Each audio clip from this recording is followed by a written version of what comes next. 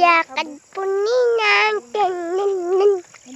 Hello, welcome back again. So, ito guys yung daanan namin galing barangay ng Siransana papunta sa bahay. So, makikita nyo, wala pa siyang putik kasi hindi naman masyadong maulan. So, mainit yung umuwi kami. Pero yung ganyan, dinadaanan niya ng yung hila-hila ng kalabaw. So, ganyan.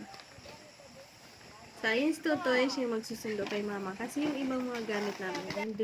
At ayan po ang aming hilada. At may upuan pa sa loob. Masakay dahil siya dyan. Magaganda yun. At ang baby boy na ito, alam nyo ba, tingnan nyo, nagbitbit kami. Nagbitbit din siya kasi gusto niya may bitbit. So ayan, ang sipag naman ng baby boy na ito. At dahil ayaw niya nga magsakay doon sa kalabaw, so naglakad din siya. So mas gugustuhin niya pang maglakad at sumabay sa amin kaysa magsakay doon sa kalabaw. So siya po si Nico Boy. At naguhulog ang kanyang short. Dahil may dala po siyang trapal. Alam nyo ba, hindi siya matigil na wala siyang bitbit. So gusto niya may bitbit. Ayan, at willing na willing siyang maglakad. Kung ano nilakadan namin, siya rin, maglalakad din siya. So, from Barangay Siransana hanggang sa bahay, siguro mga ilang kilometro kaya ito? Siguro 1.5 kilometers from the barangay to aming bahay. Ay, hello. Ay.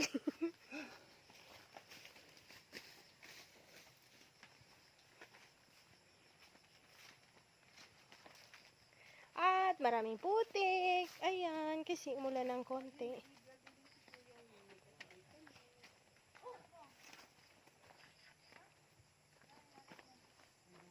Malabit po. Ano sabi Kuya Totoy? Sabi niya, susunduin niya si Lulang.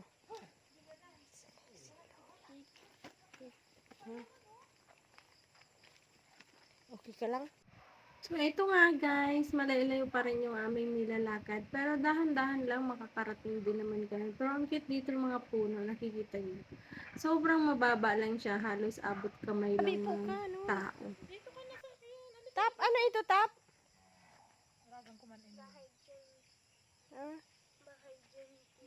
Bahay din. Nakita mo? Ha? Ano sabi sa'yo?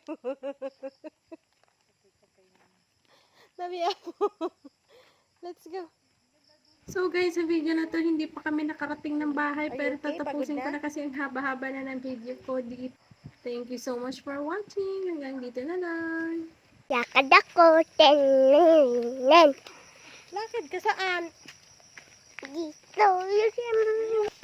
Sa mga hindi pa nakapag-follow sa akin, please follow back and share my videos. Thank you so much.